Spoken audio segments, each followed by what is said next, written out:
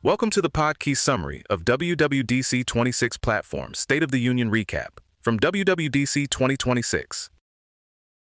Apple's latest developer push is really two stories at once: a big AI rebuild and a broad cleanup of the app-making experience around it. The headline is Apple Intelligence getting deeper into the OS and Xcode, with more on-device muscle, more flexible agents, and a surprisingly open door to outside models and plugins. At the same time, Apple's polishing the look, speeding up the tools, and making apps adapt more naturally across screens, from iPad to Vision Pro. Apple rebuilt its intelligence stack from the ground up, and it's now leaning on Gemini family models alongside its own foundation models.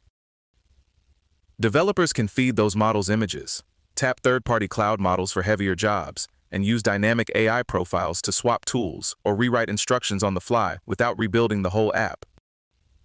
Core AI handles local inference on Apple Silicon, which should mean faster responses and fewer privacy headaches.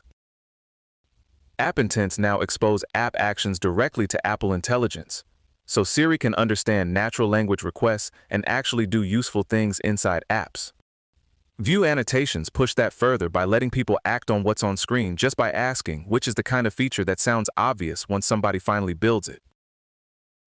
On the interface side, Apple's new liquid glass look brings tighter, more consistent window shapes. And Icon Composer adds sharper rendering with optional refraction effects. iOS apps can now resize more gracefully on iPad and Mac, and SwiftUI gets faster nested layouts, automatic async image caching, plus drag-to-reorder and swipe actions in any container. Xcode 27 is smaller, faster to load, and refreshed with customizable toolbars, themes, and a new device hub that combines simulators with real hardware control. Xcode cloud builds are up to twice as fast, and Xcode now bakes in agents from Anthropic, OpenAI, and Google that can plan code, run tests, drive UI testing, and generate previews.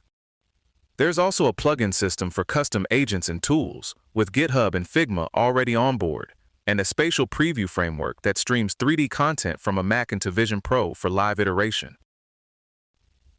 So the through line here is pretty clear. Apple wants AI to feel native, private when it can, and actually useful in the tools developers touch every day. And for once, works across devices might mean something a little less painful. This episode was generated by Podkey. Create your own at podkey.fm.